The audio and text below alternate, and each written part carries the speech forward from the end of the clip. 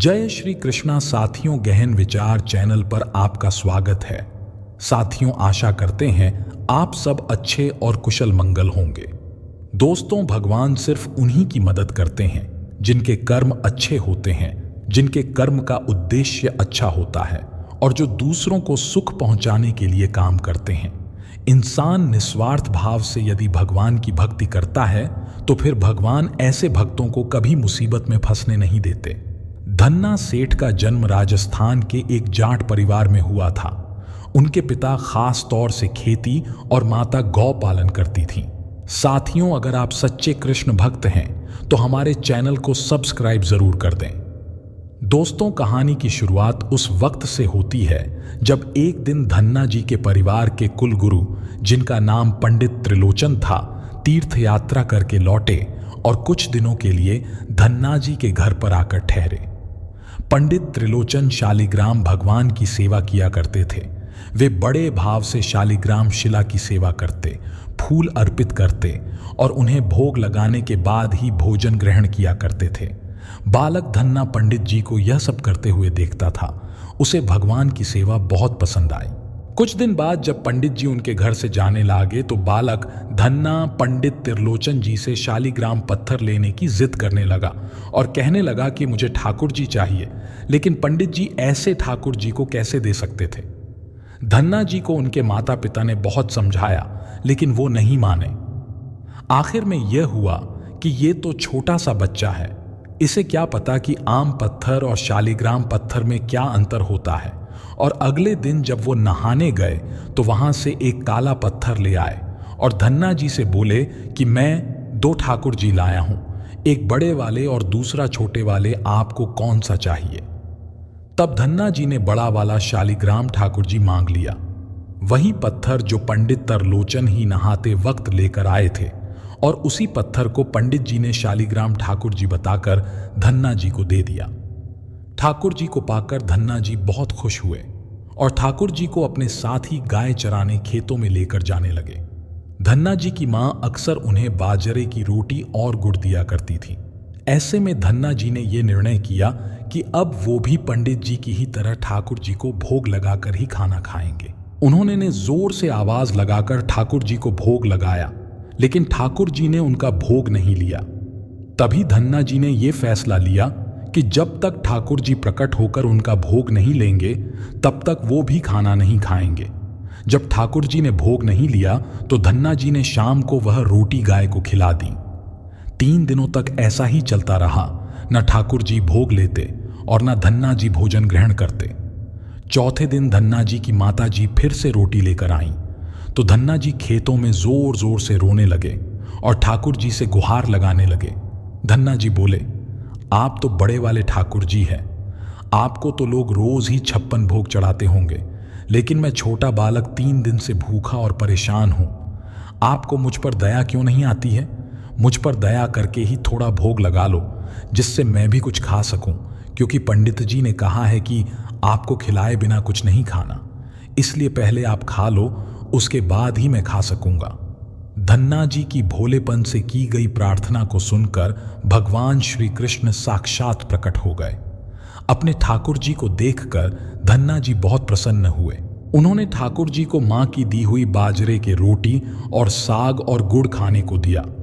ठाकुर जी बड़े चाव से रोटी खाने लगे। 4 रोटियों में से 2 रोटी श्री कृष्ण ने खा ली। जब ठाकुर जी तीसरी रोटी को खाने लगे तब धन्ना जी ने उनका हाथ पकड़ लिया और कहा, सारी रोटियां आप ही खा जाएंगे क्या? मुझे भी तो भूख लगी है। मैंने तो 4 दिनों से कुछ भी नहीं खाया। 2 रोटी आपने खा ली, अब 2 रोटी मेरे लिए छोड़ दो।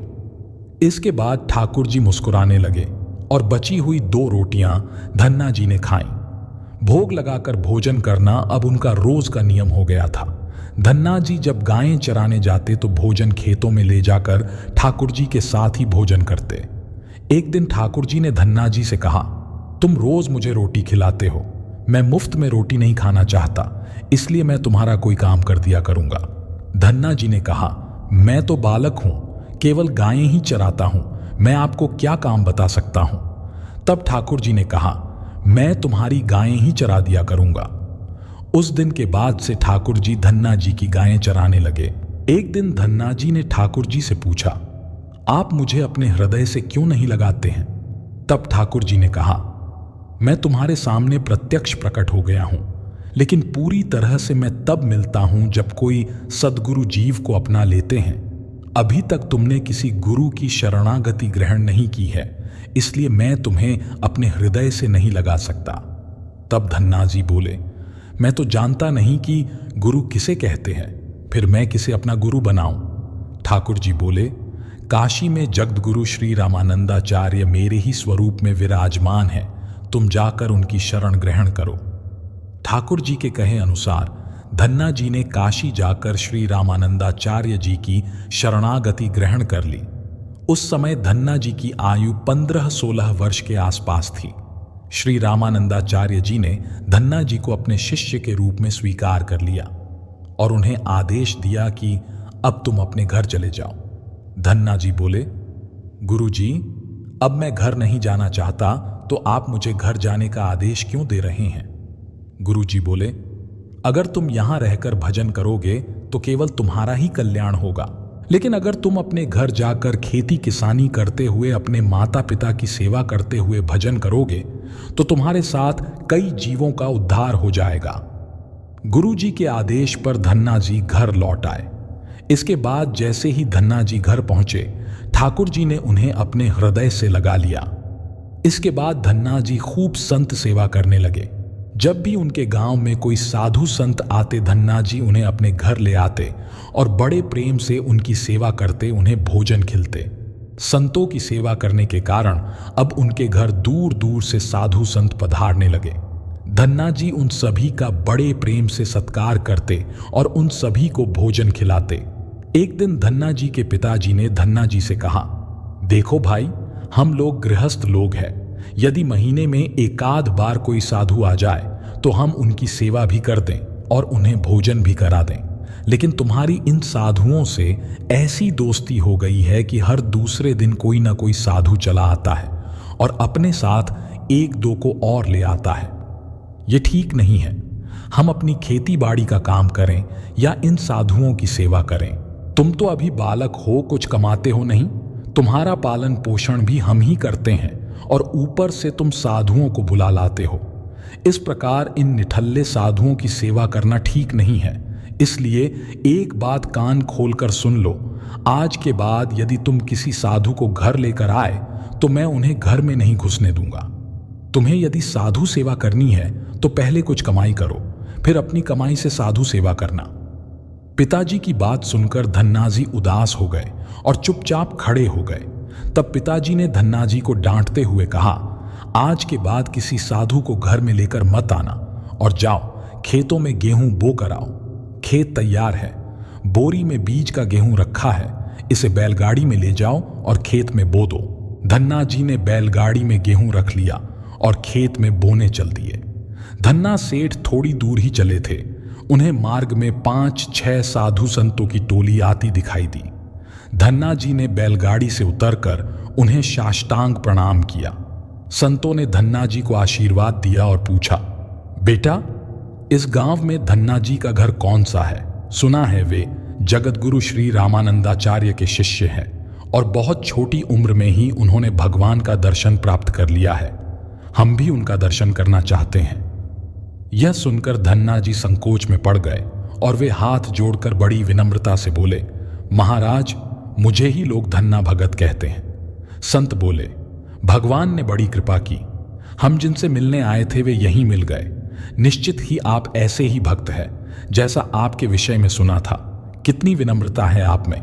चलिए आपके घर चलते हैं, वहीं बैठकर आपसे चर्चा करेंगे। धन्ना जी ने सोचा, अभी पिताजी ने साधुओं को घर लाने के लिए मना किया है। यदि मैं खेतों में बीज बोने के बजाय इन साधु संतों को घर ले गया तो पिताजी आसमान सिर पर उठा लेंगे और इन साधुओं को भी भगा देंगे। तब धन्ना जी कुछ विचार करके बोले, महाराज, अभी घर पर कोई नहीं है, मैं भी खेतों की तरफ जा रहा हूं, आप मेरे साथ वहीं चलिए। संत बोले, ठीक है, हमें तो आपसे मिलना था, अब आप जहां ले चलें हम वहीं चलेंगे। फिर धन्ना जी उन सभी को अपने खेत ले गए। खेत में एक पेड़ के नीचे बने चबूतरे पर साधुओं को बैठकर बोले, महाराज, आप यहीं पर कुछ देर विश्राम कीजिए, तब तक मैं आपके भोजन की व्यवस्था करता हूं। यह कहकर धन्ना जी वहां से बैलगाड़ी लेकर चले गए। बैलगाड़ी लेकर धन्ना जी सीधे बनिए की दुकान पर पहुंचे। वहां पर उन्होंने बैलगाड़ी में जो बीज वाला गेहूं जो खेत में बोने के लिए रखा था उसे बनिए को बेच दिया और उससे दाल बाटी और चूरमा बनाने का सारा सामान खरीद लिया। सामान लेकर धन्ना जी खेत पहुंचे। वहां पर उन्होंने संतों के साथ मिलकर बहुत बढ़िया दाल बाटी और चूरमे का प्रसाद बनाया। भगवान को प्रसाद का भोग लगाने के बाद बड़े प्रेम से उन्होंने संतों को भोजन करवाया। इसी बीच बीच में भगवत चर्चा भी होती रही। संतों को भोजन करवाने के बाद बड़े प्रेम से उन्हें विदा भी कर दिया। संतों के जाने के बाद धन्ना जी सोचने लगे कि बीज वाले गेहूं को तो बेचकर संतों को भोजन करा दिया, अब खेत में क्या बोया जाए। अगर पिताजी से फिर बीज मांगने गया तो पिताजी बहुत नाराज होंगे। यह सोचकर धन्ना जी ने बोरियों में रेत भर ली और आसपास के लोगों को दिखने के लिए उस रेत को ही खेतों में बोने लगे। धन्ना जी ने राम राम का नाम लेते हुए शाम तक बोरियों की सारी रेत खेत में छिड़क दी। आसपास के खेतों के किसान देख रहे थे कि धन्ना सेठ खेतों में गेहूं बो रहे हैं, परंतु वे तो खेतों में रेत बो रहे थे। खेत बोने बाद धन्ना जी बड़े प्रसन्न मन से घर की ओर चल दिए। वे सोचने लगे, खेत में तो कुछ उगना नहीं है तो देखभाल भी नहीं करनी पड़ेगी। घर पर पिताजी ने पूछा, खेत बो आए? धन्ना जी बोले, जी पिताजी बो आया। कुछ दिन बाद धन्ना जी के पिताजी और गांव के कुछ बड़े बूढ़े लोग धन्ना जी के पास आए और बोले कि तुमने कैसा खेत बोया है, ऐसी फसल तो हमने अपने जीवन में आज तक नहीं देखी। ऐसा लगता है जैसे गेहूं का एक एक दाना नाप नाप कर एक समान दूरी पर बोया गया है और सारे ही दाने उगाए हों। इतनी सुंदर फसल तो हमने आज तक नहीं देखी। ये सब तुमने कैसे किया? धन्ना जी सोचने लगे ये सब उनको ताने मार रहे हैं, खेत में कुछ उगा ही नहीं होगा, इसलिए ऐसी बातें बोल रहे हैं। तब धन्ना जी ने स्वयं खेत पर जाकर देखा। वहां जाकर वे आश्चर्यचकित रह गए। उन्होंने देखा जिस खेत में उन्होंने रेत बोई थी वहां पर फसल उग आई थी और ऐसी सुंदर फसल उन्होंने कभी नहीं देखी थी। फसल को देखकर धन्ना जी को भगवान की कृपा का एहसास हुआ और उनकी आंखों से आंसू निकल आए। धन्ना सेठ जोर जोर से रोने लगे। जब धन्ना जी के पिताजी और अन्य गांव वालों ने रोने का कारण पूछा, तब धन्ना जी ने रोते हुए सारी घटना कह सुनाई। धन्ना जी बोले, पिताजी, जब आपने संतों को घर लाने के लिए मना किया था और खेत बोने के लिए गेहूं दिया था, उसी दिन मुझे मार्ग में कुछ संत मिल गए। मैंने उन संतों को अपने खेत पर ठहराया और बीज वाला गेहूं बनिए को बेचकर संतों को भोजन करवाया। इसके बाद मैंने खेतों में रेत बो दी। रेत बोने के बाद यह फसल कैसे उगाई मुझे नहीं मालूम। धन्ना जी की यह बात सुनकर उनके पिताजी के भी आंसू निकल आए और वे बोले, मेरा धन्य भाग जो मेरे घर में ऐसे पुत्र ने जन्म लिया। आज के बाद हम तुमको कभी नहीं रोकेंगे। खूब साधु बुलाओ, खूब संत सेवा करो, हम तुम्हें अब कभी मना नहीं करेंगे। धन्ना जी के पिताजी ने कहा कि आज से मैं भी भगवान की भक्ति किया करूंगा और तुम्हारे साथ संतों की सेवा किया करूंगा। इसके बाद धन्ना जी और उनके परिवार वाले खूब संत सेवा करने लगे। कुछ समय बाद धन्ना जी की उगाई हुई फसल को काटने का समय आ गया। उस फसल से उतने ही आकार की खेती से 50 गुना ज्यादा गेहूं निकला। यह गेहूं इतना ज्यादा था कि उसे रखने तक की जगह नहीं बची थी। गांव के सभी लोग धन्ना जी की फसल देखकर आश्चर्य करने लगे। एक बार ठाकुर जी ने खुद ही धन्ना जी की परीक्षा लेनी चाहिए। धन्ना जी के गांव में अकाल पड़ गया था और फिर भी धन्ना जी ही पूरे गांव और साधु संतों को खाना खिला रहे थे और गरीबों में अनाज बांट रहे थे। लेकिन धीरे धीरे उनका भी भंडार समाप्त होने लगा। उस वक्त ही धन्ना जी ने इस बात का निर्णय लिया कि जब तक वो सक्षम हैं तब तक उनसे जो हो सकेगा वो करेंगे। उनकी सेवा से प्रसन्न होकर ठाकुर जी खुद एक संत के रूप में उनके यहाँ आए और धन्ना जी को एक बीज दिया और बोले कि इस बीज को जाकर खेत में लगा आओ और उससे जो भी मिलेगा उसे गांव वालों में बांट देना।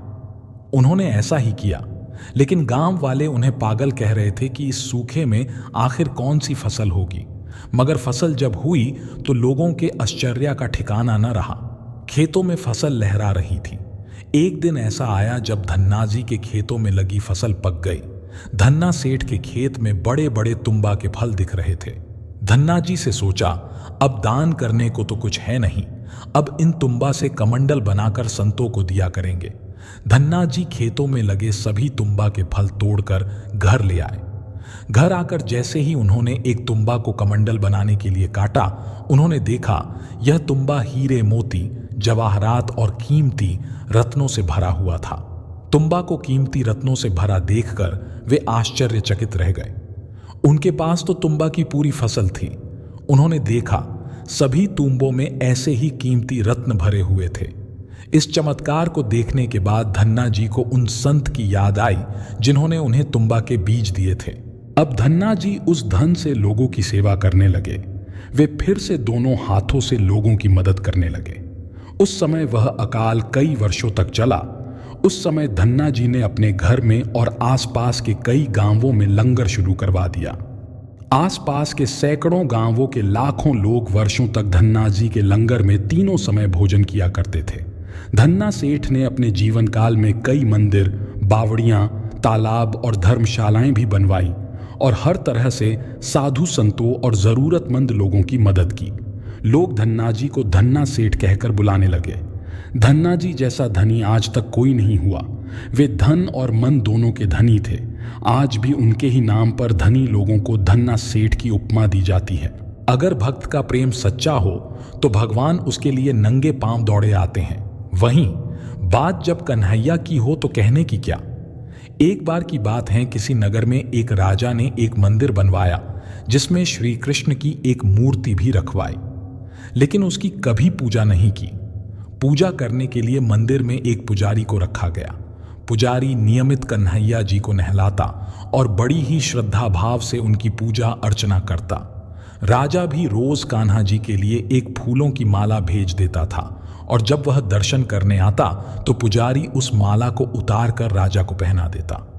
ऐसा करते करते पुजारी की भी उम्र बीत चुकी थी। एक दिन किसी वजह से राजा नहीं आ सका तो उसने एक सेवक के हाथ मंदिर में माला पहुंचा दी और कहलवा दिया कि आज वह मंदिर नहीं आएगा, इसलिए पुजारी उसका इंतजार ना करें। इतना कहकर सेवक चला गया। पुजारी ने हमेशा की तरह कन्हैया जी को माला पहना दी, लेकिन जब शाम हुई तो पुजारी यह सोचने लगा, माला उतारकर किसे पहनाई जाए। उसने सोचा, क्यों ना ये माला आज मैं ही पहन लूं। वैसे भी मेरी उम्र हो चली है, जीवन का क्या पता कब खत्म हो जाए। इतना सोचकर पुजारी ने माला उतारकर अपने गले में डाल ली, लेकिन इतने में ही सेवक आ गया और उसने बताया कि राजा की सवारी मंदिर में पहुंचने वाली है। राजा की सवारी आने की बात जब पुजारी ने सुनी तो वह डर गया। उसने सोचा कि अगर राजा ने माला पहने हुए उसे देख लिया तो वह तो उसे मरवा ही डालेंगे। आनन फानन में पुजारी ने माला उतारकर वापस कन्हैया जी को पहना दी।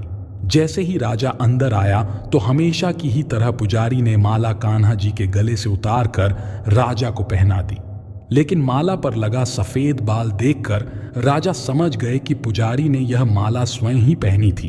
बस फिर क्या था, राजा क्रोधित हो उठा और उसने गुस्से में पुजारी से पूछा कि माला पर सफेद बाल कहां से आया। तब राजा की बात सुनकर पुजारी डर गया और बोल पड़ा, ये तो कन्हैया जी का है। अब तो राजा और भी क्रोधित हो गया, क्योंकि कान्हा तो भगवान है और उनके बाल सफेद कैसे हो सकते हैं। इसीलिए राजा ने फरमान सुना डाला कि कल श्रृंगार के समय राजा खुद आएंगे और देखेंगे सच में ही कान्हा जी के बाल सफेद हैं या पुजारी झूठ बोल रहा है। राजा ने कहा कि अगर पुजारी ने झूठ बोला होगा तो उसे फांसी दे दी जाएगी। राजा का फरमान सुनकर पुजारी का बुरा हाल हो गया। उसने सोचा, अब क्या करें, कहां जाए, अब तो उसका मरना तय है। तब रोते रोते वह भगवान की शरण में पहुंचा और उनसे कहा कि हे केशव, मुझसे झूठ बोलने का अपराध तो हुआ है, लेकिन हो सके तो मुझे क्षमा कर दें और राजा से रक्षा करें। पुजारी ने कहा कि हे माधव, आपकी सेवा करते करते करते मैं वृद्ध हो चुका हूं, अब आप मुझे माफ कर दीजिए, ऐसी गलती दोबारा नहीं होगी। यही कहते कहते पुजारी की न जाने कब आंख लग गई और उसकी आंख तब खुली जब सुबह हो चुकी थी। उधर सुबह होते ही राजा भी आ गया और कहने लगा, आज कान्हा जी का श्रृंगार वह खुद करेगा। ऐसा कहकर जैसे ही राजा ने कान्हा जी का मुकुट उतारा तो देखा कि श्री कृष्ण के तो सारे बाल ही सफेद हैं। लेकिन राजा को फिर भी यकीन नहीं हुआ। उसे लगा कि फांसी के डर से पुजारी ने ही बालों को रंग दिया होगा। राजा ने सोचा कि क्यों न कन्हैया जी का एक बाल तोड़कर देखा जाए। इसके बाद राजा ने कान्हा जी का एक बाल तोड़ लिया, लेकिन जैसे ही बाल टूटा कन्हैया के सिर से खून की धारा बहने लगी। यह देखकर राजा भगवान के चरणों में गिरकर माफी मांगने लगा। तभी श्री कृष्ण की मूर्ति से आवाज आई, हे राजन, तुमने मुझे केवल मूर्ति मात्र ही समझा, इसलिए आज से मैं तुम्हारे लिए केवल मूर्ति मात्र ही रहूंगा। लेकिन पुजारी ने सच्चे मन और पूरी श्रद्धा से मेरी भक्ति की है, इसलिए उसकी अनन्य भक्ति को देखकर मुझे अपने बाल सफेद करने पड़े। कन्हैया जी ने कहा कि भक्ति में कभी भी संशय नहीं होना चाहिए और सच्चे भक्त की लाज तो मैं कभी जाने ही नहीं देता। भगवान श्री श्री कृष्णा अपने भक्तों के लिए वह न जाने कितने रूप धरते हैं और कितनी ही अनगिनत लीलाएं कर चुके हैं, जिनका प्रमाण हमारे धार्मिक ग्रंथों में मिलता है। भगवान उसी मनुष्य की मदद करते हैं जो मनुष्य भगवान पर भरोसा करके अच्छे कर्म करता है और अपनी मदद स्वयं करता है। क्योंकि अगर आपको जल में तैरना सीखना है तो पानी में आपको स्वयं जाना पड़ेगा, तभी आपको तैरना आएगा। नहीं तो आप कितना भी बाहर खड़े होकर भगवान को याद कर लो, आपको तैरना कभी नहीं आ पाएगा। एक बहुत पुरानी कहावत है कि हिम्मत करें, इंसान तो मदद करें। भगवान इसलिए जिंदगी में जहां भी आपको डर लगे, एक बार भगवान का नाम लेकर अपना पहला कदम बढ़ा दो, रास्ता आपको अपने आप समझ में आ जाएगा। साथियों, आशा करते हैं आपको हमारी वीडियो अच्छी लगी होगी। दोस्तों, अगर वीडियो अच्छी लगी हो तो कृपया हमारे चैनल को जरूर सब्सक्राइब करें।